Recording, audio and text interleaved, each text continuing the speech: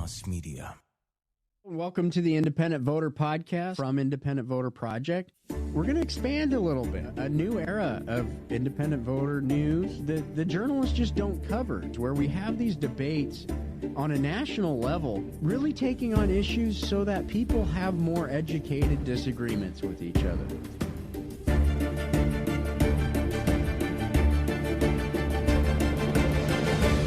Let's just explain how the process really works. All right. Welcome back, everybody. The Independent Voter Podcast. We are not in studio today, as you might be able to tell, but we're still spread out across the country with Kara out there in Maine, cold Maine, right? It's so cold. It's so cold here that yesterday, just the ice built up on the deck. It's out of control. I'm so jealous of you being in San Diego right now. I can't even put it into words. And San Diego's we've had a few cold winters but it's not winter yet. Like, you don't even need to wear a jacket. It's January, and I jumped in my parents' pool the other day. Oh, I'm so jealous. I bet you are too, Sean, right? I am, yeah. So, and you know how this is, Kara. It's so cold right now. We have to keep the faucets running here. Holy cow. In order to prevent the pipes from freezing, and bursting. So that's always fun to have to do that. But yeah, it's I personally have always been the type of person who likes the cold, but it gets to you at a certain point. But definitely jealous of that San Diego weather.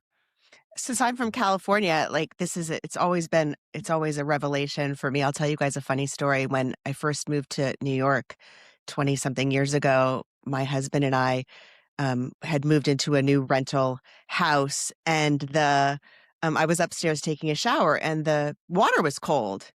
And so I came downstairs and I said, honey, the water's cold in the shower. And he said, well, did you pay the oil bill? And I said, well, what's oil for? And so, basically in the East, we have to get an oil tank filled up with this heating oil in order to heat our houses and to heat our laundry, and our water and everything. I didn't even know what that was. So anyway, now I definitely know what it is now, and I have to budget for it every single winter. It's really expensive. Yeah, it's tough for you, California transplant. That's why people may be leaving, but I'm not going anywhere. I'm California, here to stay, San Diego. Sean was out here in California. Yeah, I feel like I got spoiled for the 6 years I lived in San Diego. But I come from Texas, so I've had kind of the full range of weather in my life. I've had the most extreme heats in the summer, the great temperatures of San Diego all year round, and then the frigid cold winters of the north. And that's why you're so independent, because you got all these different perspectives, right? That's it. That's right. That person must live in the cold. Oh, that person, they must have too much heat, right? The crazy thing, though, I just wanted to say, my kids who were born, in Maine and grew up on the East Coast, they go out in this weather wearing no hat, no jacket. It drives me completely crazy. And they just look at me and they say, we're Mainers, mama. 30, 40 degree weather. People are walking out in shorts up here in Chicago because, they're just built different here. But, Chad, you brought up an interesting point. I think there is something to say for people who've lived, and experienced different, places, different people, developing an independent mind when you've lived all over the country. So because you've seen how other people live and experienced different forms of living yourself. So it's true. When I first moved to the East Coast, one thing that I couldn't believe, Chad, is how different the men in California are than the men on the East Coast in New York. They just have a totally different sensibility when it comes to dating, and that was a revelation for me too. Is this California... a knock on us West Coasters, or is this a compliment? Yes, it was all the guys that I would date in California are so laid back and whatever. And when I got to New York, I was like, wow, these men really have it together in a totally different way.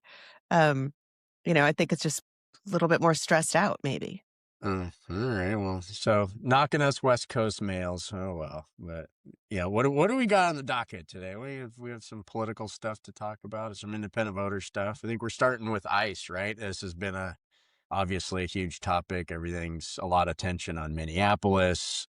We got politicians dropping F-bombs. We got movements to abolish ICE, sound very familiar to the, defund the police kind of stuff. And then the other side, we had a post that's saying, has ICE gone too far on Facebook? I don't know how many thousands of comments there are now, but the comments are all over the map. There's like going on 7,000 comments at the moment, just on this one post where we just said, has ICE gone too far? Just super simple question. And yeah, so thousands of people are weighing in, and I'm going to say it's all over the map. But there's way more people than I thought saying no. ICE has not gone too far. ICE, baby. I was surprised by that, particularly after that woman, Renee Nicole Good, was killed in Minnesota. I thought that was going to be a tipping point for ICE for sure, and I guess I was wrong.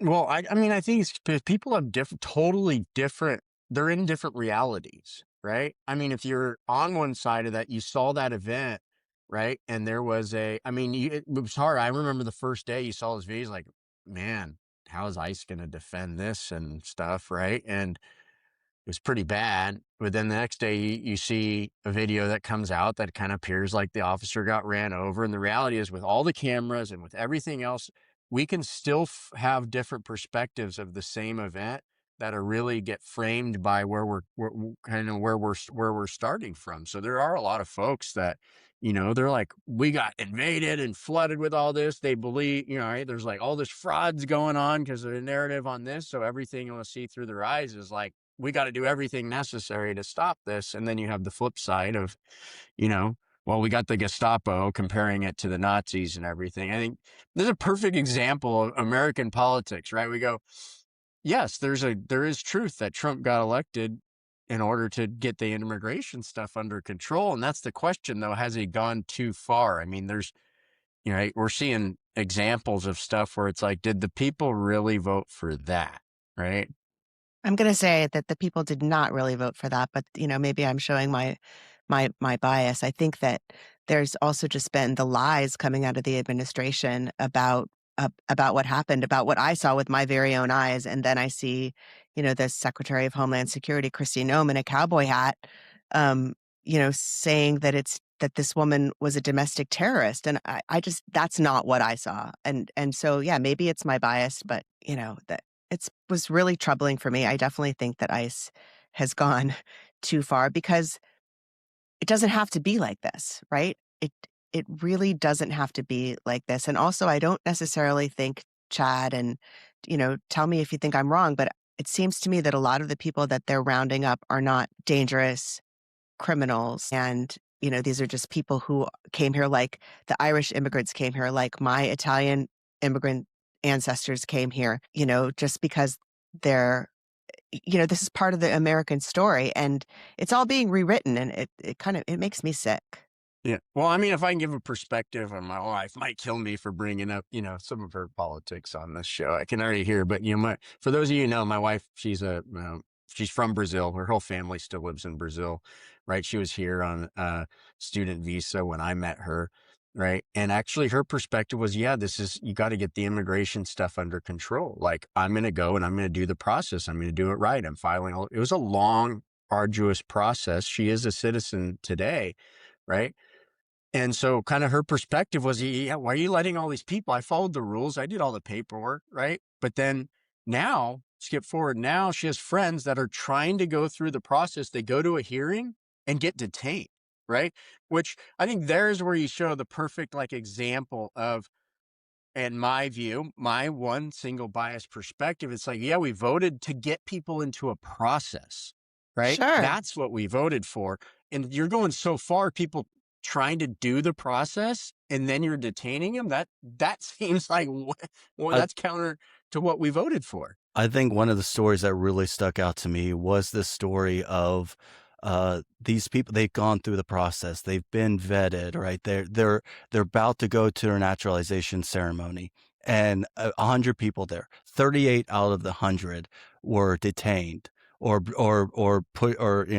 turned away the day they were supposed to be naturalized. And they went through the legal process. For years, they had gone through it to become a naturalized citizen, and then they were turned away. And it really does, like, how we respond to this really speaks to the great irony that we've never had greater access to information, and yet we've never been given more focused and narrow views of the world around us, depending on where you're getting your news. So some people will see, beyond the Renee Good stuff, where ICE is ramming cars to stop people. They're throwing tear gas into the cars. And there's one story about a infant inside a car whose heart stopped or who stopped breathing because of tear gas that was thrown in the car, right? And when you hear those stories, you can definitely come to the conclusion that, yes, ICE has gone too far. But I think, I was listening to Andrew Yang yesterday saying, most people, even Democrats, will agree that, we have a legal channel. We should be encouraging people to go through that legal channel. There's also violent people here that ICE needs to focus on, right? Who are not in this country legally. And that needs to be the focus of ICE. That was the promise that Right. Trump gave was that he was going to focus on these people. And I think that's what people want to see. Right. But if you live in the left side narrative, and that's where your news comes from, that's where the algorithms say that you're right. The discussion being had on that side is we're for immigration and the other side is against immigrants. Right. So everything's framed in that perspective. All the new things that you hear are framed in that perspective. Then if you live in the right circles, it's the opposite. There's a very subtle but important distinction. They say we're for legal immigration and they're for illegal immigration. So everything you get is framed in, look, here's proof they're for illegal immigration, and here's proof we care about, right? Where that's the distinguishing point. We have this argument about immigration and we look at this in our own poll. We surveyed 1,700 people in California, verified back, known, not just independent voters, but independent voters who we verified have voted in at least 2 of the last 4 major elections, okay? Looking even at Latinos specifically, of those, over 500 were Latinos. You look at the crosstabs on this question is there a role for ICE? The national narrative would have you believe that Latinos have totally gone, no, they're part of the abolish ICE narrative. It is not true. It's not substantial, but a majority of independent Latinos in California say there's an important role for ICE, right? And so, but the question does say, to be fair, like the question does say, use the word danger, right? To get dangerous, to deport and have mass deportation of dangerous people. correct.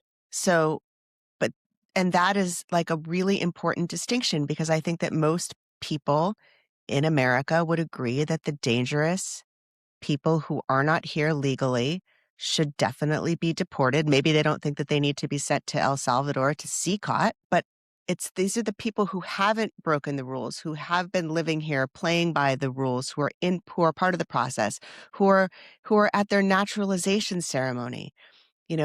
Those are the people, and so this is what our politics doesn't allow, is for this nuance.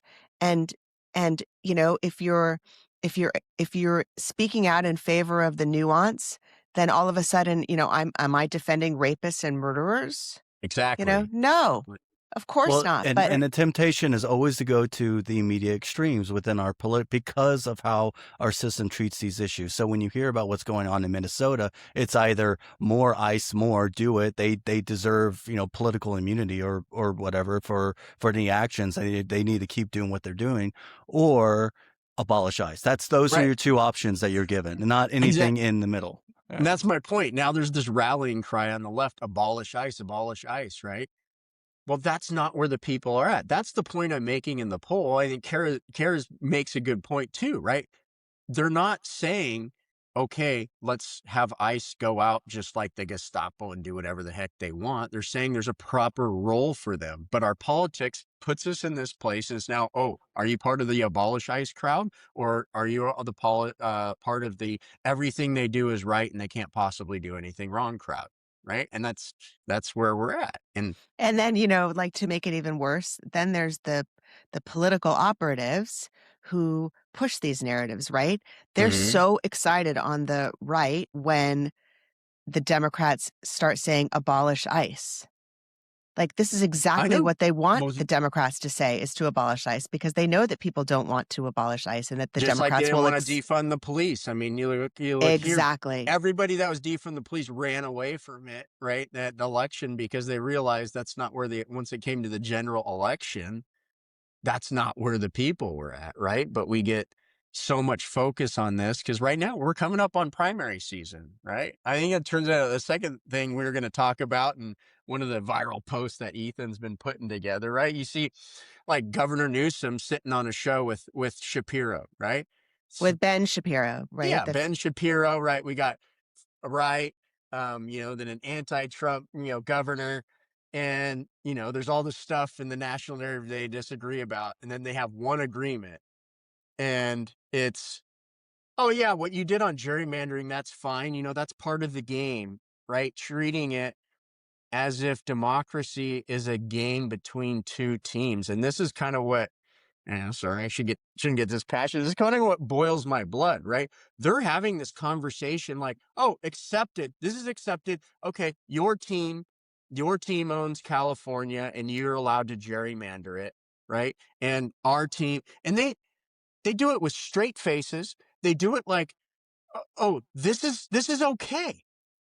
I mean, what Newsom and Shapiro just agreed with a straight face, talking to millions of people, and I think are totally oblivious to what they just said, was that voters, their rights are somehow secondary to the power of political parties. And when a political party takes ownership of your state, it's in their right to diminish the rights of the rest of the voters. I find that absurd, and I don't know why that doesn't boil more people's blood when the governor of California and a leader of the right, the conservative movement, say it without giving it a second thought. Not so much talk about protecting democracy anymore from Newsom when it comes to that kind of, because he understands the power that he now holds as a result of passing Prop 50. They're always going to use whatever power is available to them in any of these scenarios. It's very, very, I mean, we've said this over and over again on this podcast in so many of our conversations. It's like politicians do not give up power willingly, and they're going to use everything that's on the table. They're going to use it, and they're going to go back and forth. And this is it. This is, and to them, maybe it is, a game. For Gavin Newsom, he thinks he is protecting democracy by stopping the Republicans. Right. But if we can't connect that, what Newsom and Shapiro just agreed on, to the previous conversation, right, of abolish ICE versus ICE can do no wrong, that is at the core of why we have that problem. The more the parties can narrow the people that they actually are accountable to, right? Yes. The less folks who either don't join them or don't just go to groupthink even matter. They don't matter. And that's why we see a national narrative that's totally out of touch with what you see in our poll of 1,700 known independent voters saying this national narrative does not represent us. And I think that's reflective of a whole lot more people in the United States. Well, I'll tell you what, Chad, I do think that we can connect it back to the past conversation, because the other clips that I edited from that podcast were actually of Newsom and Shapiro discussing the situation with ICE.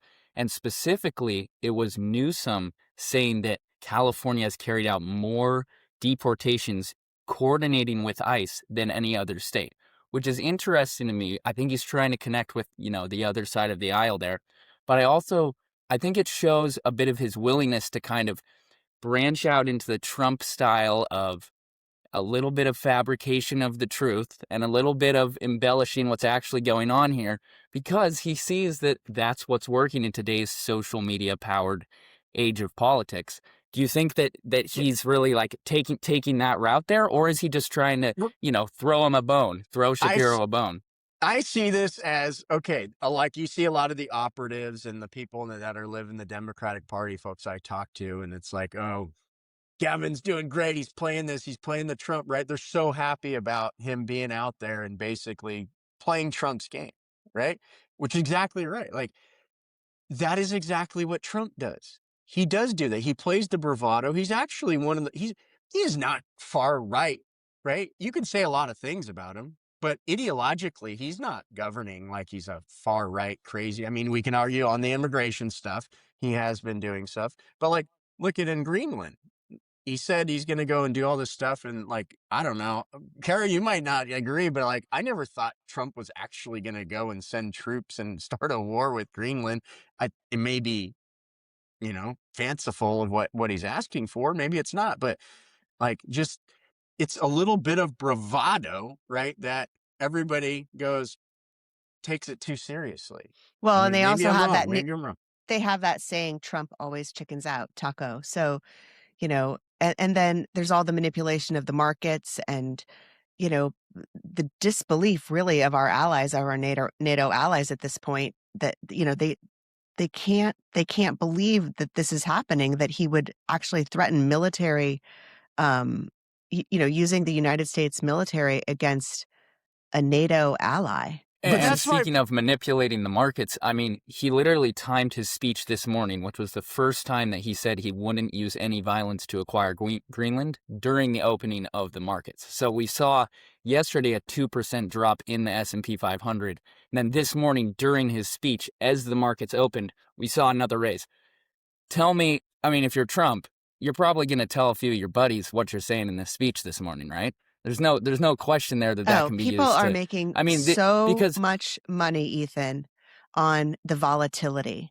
I mean, I've actually talked absolutely. to Steve Peace Steve Peace a little bit about this, but the volatility is really bad for some people, but really good for other people. And all of this up and down that's happening in our markets, with the volatility of our dear leader, certainly there's people who are laughing all the way to the bank. I mean, I certainly think that happens. I mean, you can go through Congress. There's actually a big effort right now to keep Congress from stock trading and all that stuff, which I personally support. But that's going on in perpetuity. The right side has a narrative. You look at what they say about Nancy Pelosi and her trading skills, right? It goes on, but that's a very bipartisan issue. I think Yeah, that happens, but they're all against it. Anybody who's in power is against it.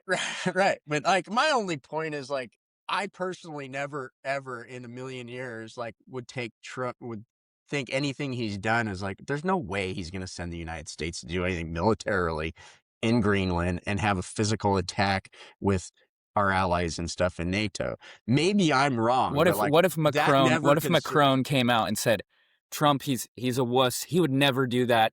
We're going to send all of our troops. Let's see what he does. Like, what if one of, the Europeans have been very cautious. They've been very, let's not tempt the man. But let's just say all of a sudden he flips his mind and Trump hears this. He goes, are you kidding me? Like, you're going to call me a wuss? Like, I've got the biggest military in the world. What happens then? What do you think Trump does then? Does he back down? Is it a taco moment? Tariff.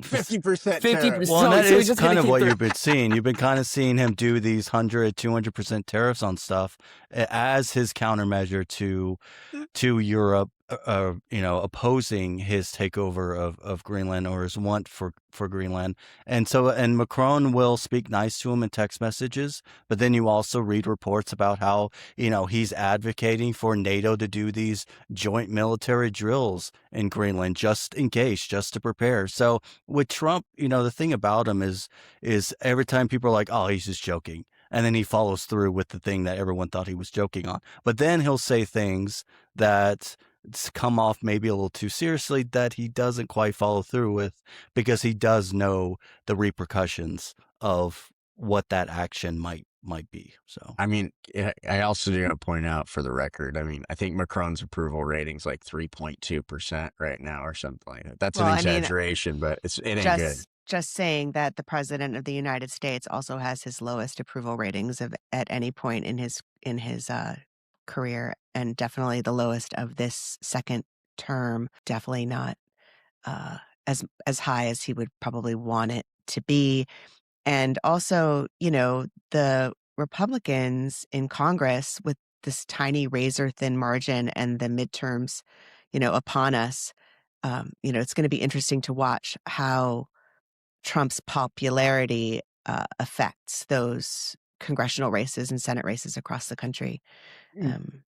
Yeah, I mean, and I don't know, maybe we should kick it to Sean because he's the one that's got his eye on a lot of like the reform stuff and how it affects these races. I know there's some tension going on in Missouri right now. So what do you got on that, Sean? Yeah, so there haven't been really any updates on Missouri since we last spoke about it last week. The Denny Hoskins had admitted that he had used prejudicial language when it came to a veto referendum to overturn the gerrymander that they did there. In South Carolina, you got U.S. Rep. Ralph Norman, who wants to close primaries there. And South Carolina has a system similar to Texas where it's open partisan primary, where anyone could go on election day and pick a party ballot. You don't have to register by party. He wants to see that changed so only registered party members can vote there, which would definitely have an impact on the type of candidate that you would see advance from a primary and could have an ultimate impact on the November elections there. Now, the reasoning he uses is very similar to what we've heard from partisans in the past, this concern over Democrats crossing over to sabotage the Republican primaries. The current governor, actually, very interestingly enough, opposes moving the closed primaries there in South Carolina because he believes and understands that this notion of crossover voting is not 100% a myth, but it's not. There's not the sabotage that they claim happens. It is a myth. It's a ridiculous. It's hard enough to get people to come out and vote for things and to move a bunch of people to go out. But think about this. I want to take this opportunity to talk about the hypocrisy of conservative small government ideology in this context. Right. These are the times I get called, you're just really a Democrat because you're calling out the Republicans. Okay. If you believe in small government, right? Look at Texas and South Carolina. Why do they have open primaries and you don't register by party? Okay, because what's the state's business getting involved in registering you for your private organization, right? That's small government. Go do your private organization stuff, separation of the private activities and state activities. And so when it comes to public elections, your party should be agnostic, right? That's a small L libertarian, small government position. I don't care what your private organization is. My job is the state. So what they're really trying to do in Texas and in South Carolina is force registration to the state. Why that's important is when you come to the courtroom, right? Now your private associational rights are attached to the state's process, which gives them a reason to go and argue, well, now if you didn't join our party, you can't participate in our private primaries. It's important to understand what the long-term consequences are. And from an ideological perspective, any Republican that says, I think you ought to register your party registration with a state to participate in a taxpayer funded election has a pretty hard time saying that they're any kind of conservative. Those are big government forcing your foundational right to be attached to the state. So I can make that argument on the Democrat side too, but that kind of boils my blood when these people, they proudly call themselves far right, small government conservatives are literally the ones in South Carolina and Texas right now saying you need to attach your rights and register those rights with the state. Well, the reason why I said it isn't entirely a myth is because the sabotage part is the myth. But when you look at academics who've done research on this, they'll say that in any given election, 1% to 2% of voters will cross over from the previous election having picked one party's primary to the other party's primary in the next election. But that's not an indication of them trying to sabotage or weaken that party. It's because they have a candidate on the other side now that they want to vote for. Exactly. The thing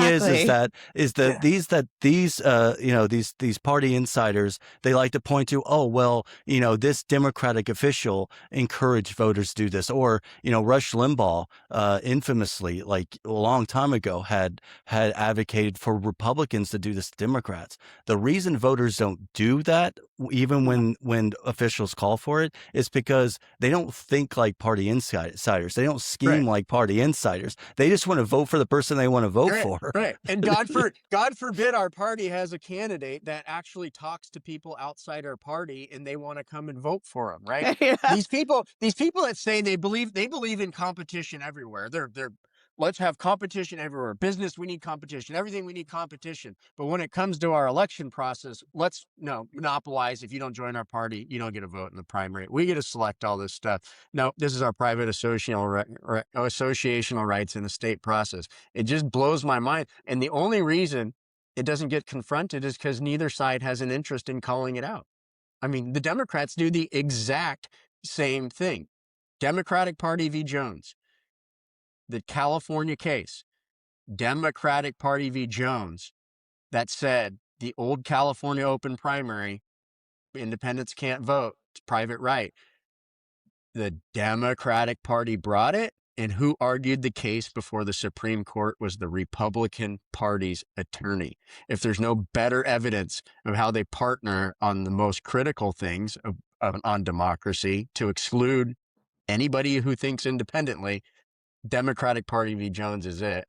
And so like those are the nuances that nobody ever discusses, but they're directly related to why we have the discussions that we have today.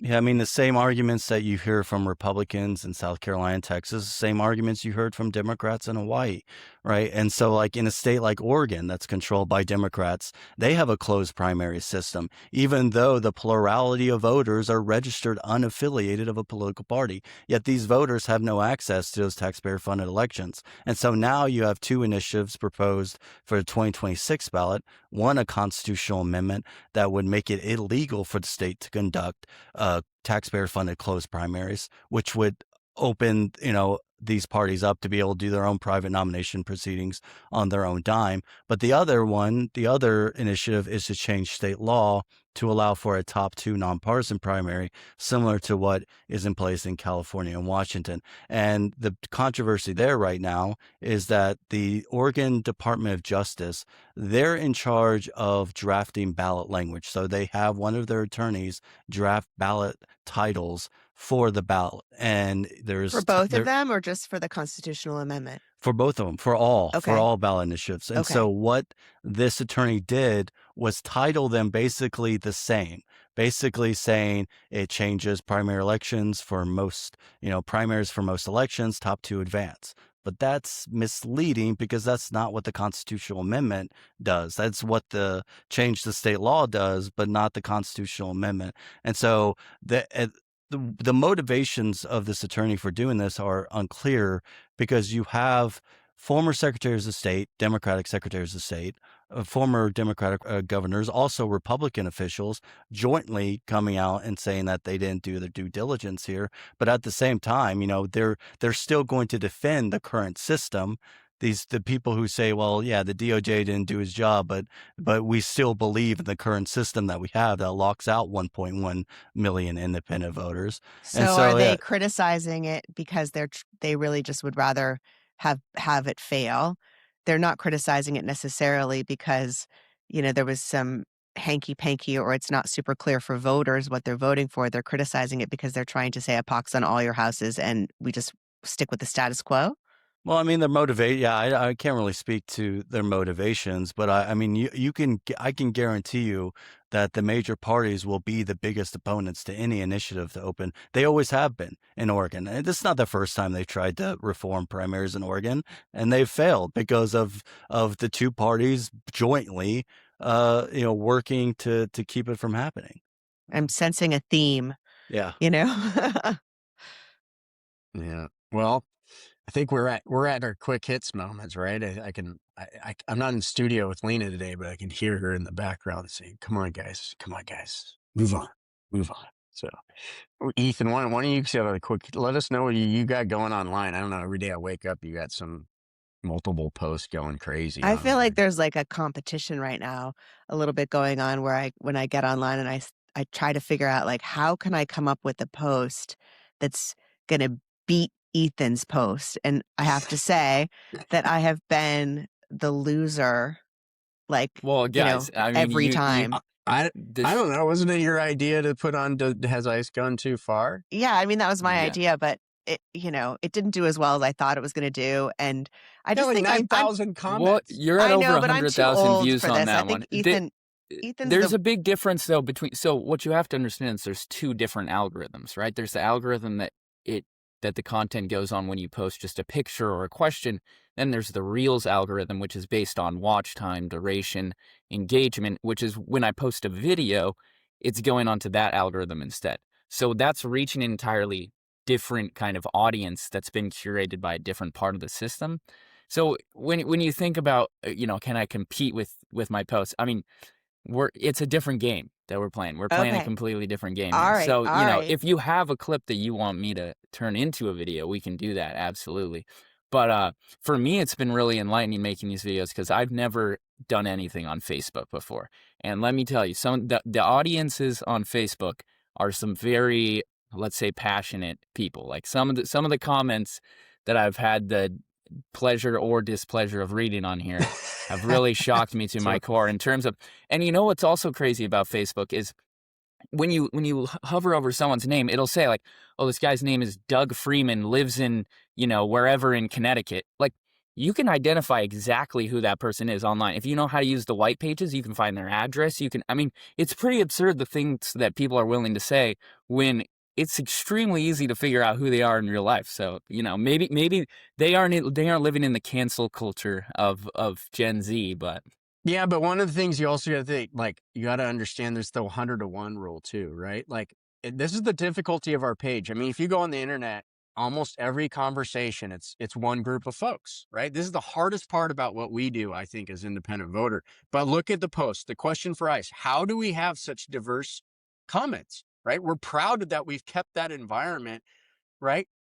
Most of the time, it's the most passionate people that speak up and they'll talk, right? But 9,000 comments, but there's hundreds of thousands of people that saw the post, lots of people that look at the comments and see the diversity of thought. I think that's what we're trying to do at Independent Voter.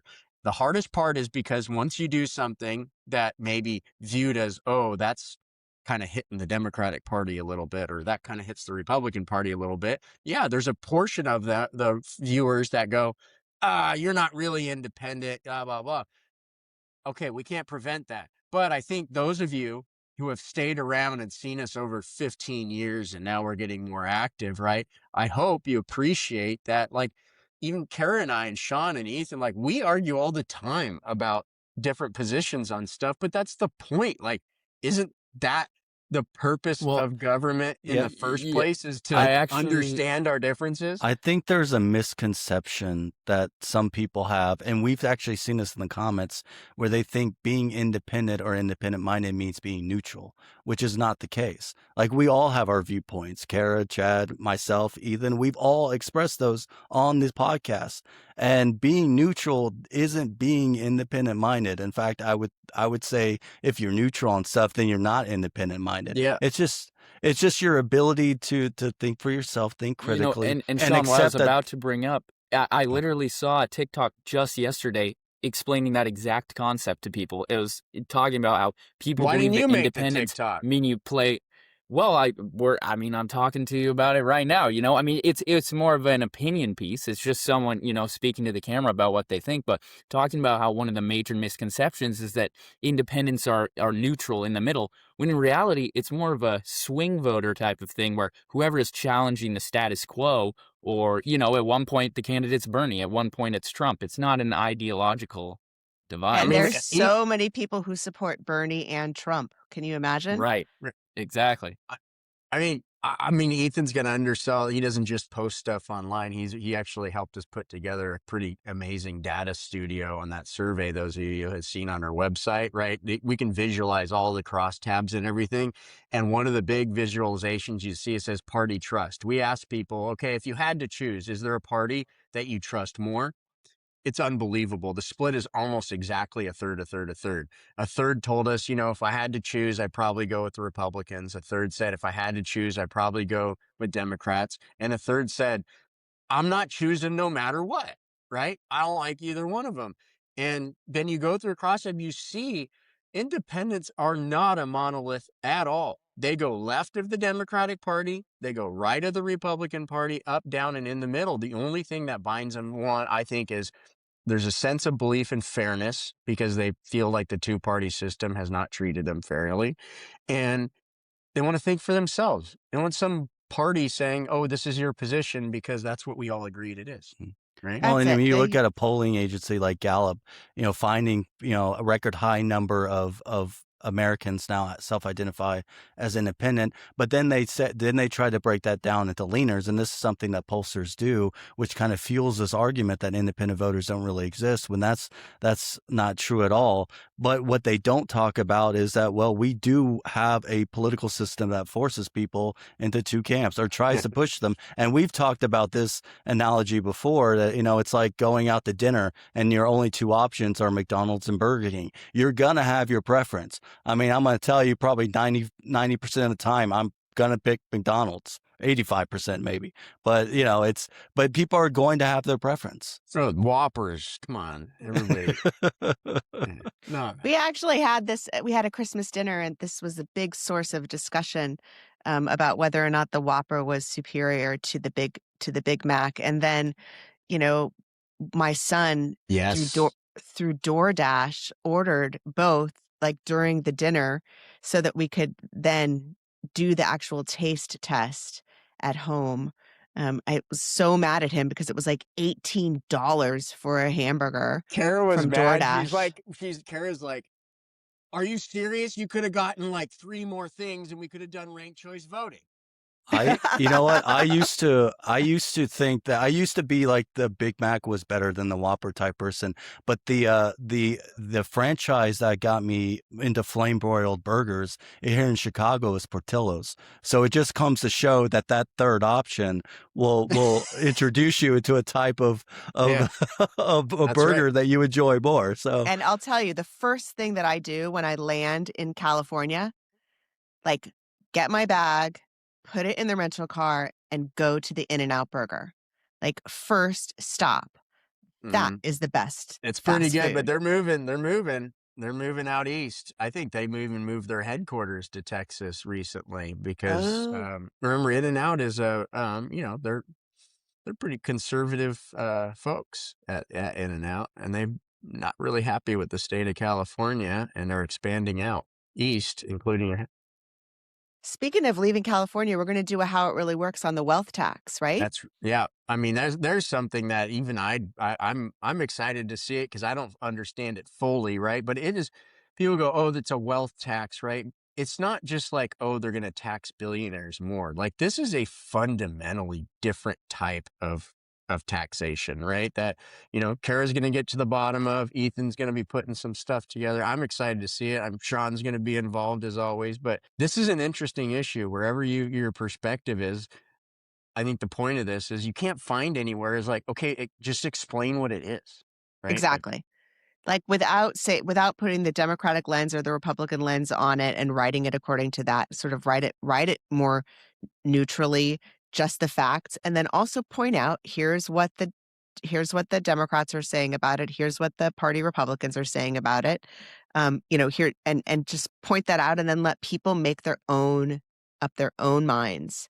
Well, I think there's a good opportunity to comment on that. I mean, Sean knows this. We actually, when we first started IVN, this is, years ago, we had a lot more regular authors and stuff because of the tech platform and blah, blah, blah. We get a whole lot of conversation. But my point is, sometimes we do basically make an editorial position. We did the How It Really Works on the cannabis versus hemp. And I mean, when you go through the facts, it was like, what are you guys doing? Right. And, people could accuse us of making an editorial position on that.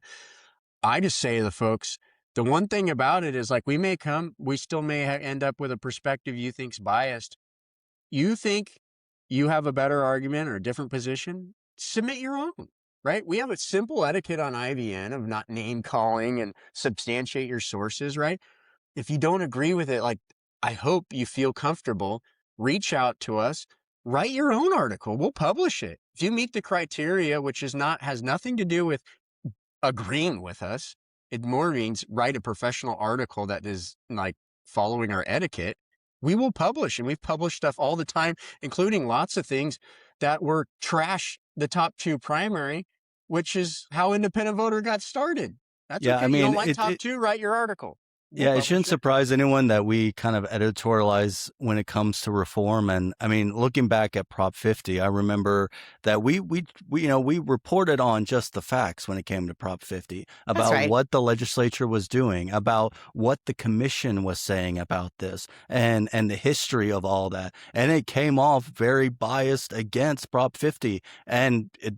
Because the California Democrats were telling people, that this was all about saving democracy and that they really support independent maps when they were actually getting rid of an independent map. So and just pointing that out, people were like, well, they're just trying to save democracy and all this. How can you be so biased for it and not give the other side? And our position is, write it. Send us an article. We will publish a Prop 50 piece, or when back then, obviously People elections might, over. maybe if they're following us, they wouldn't be, but people might be surprised how many Democratic members privately were hair on fire, upset that And you that have they the got forced. Republicans.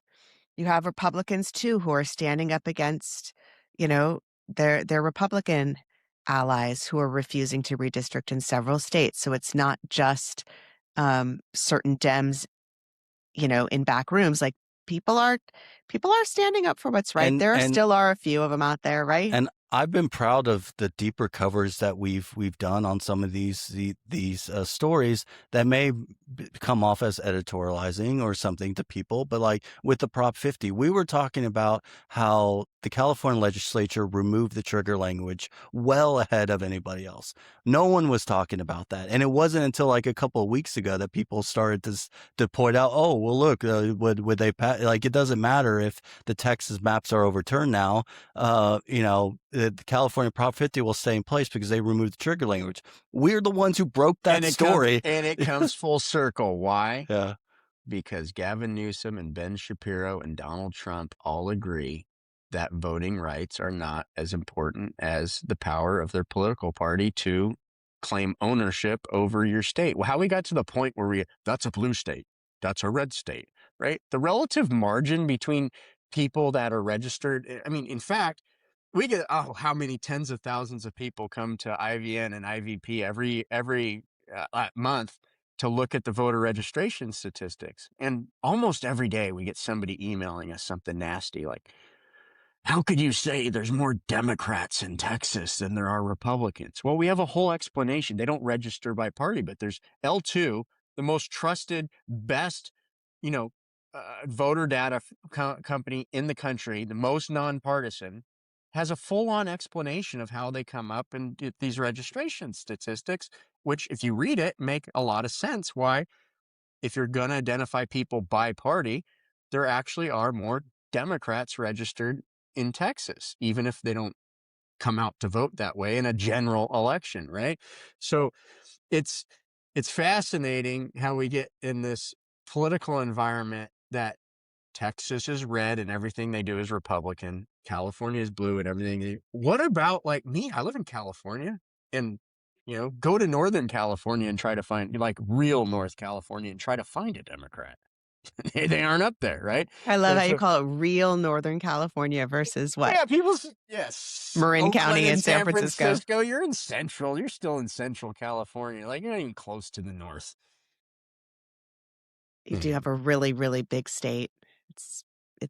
I remember driving one time. I had a race I was doing up in Eureka, and I had to go from, I guess maybe I was in San Francisco or Marin, and then driving, and it took me, I couldn't believe how long it took me to get there. It just goes on and on and on and on.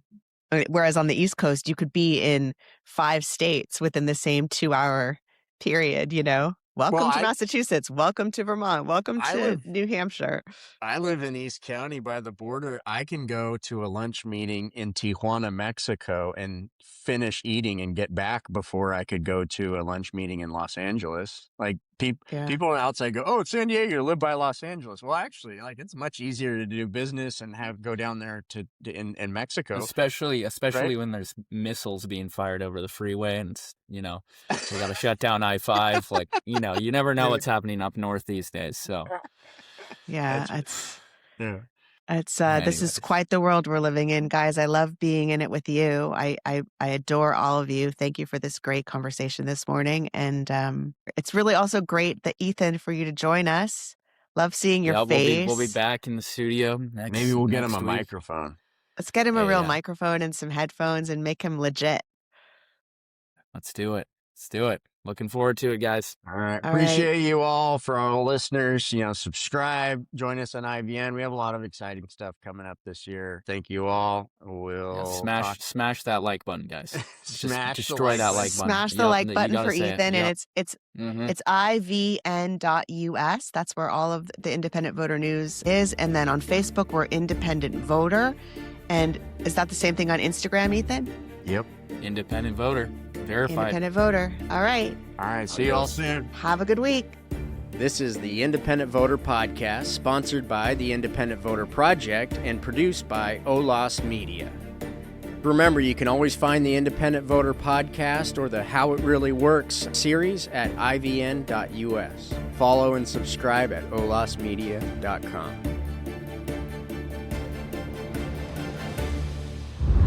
OLAS Media.